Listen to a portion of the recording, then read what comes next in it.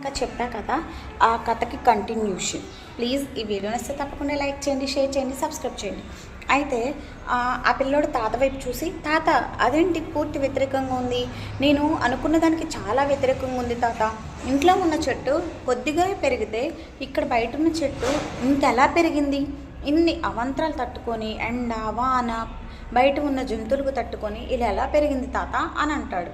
అంటే నేను ఇదే చెప్పాలనుకుంటున్నా, మనం ఎంత కష్టం వచ్చినా ఎంత బాధ వచ్చినా వాటిని ఎదుర్కొని నిలబడాలి.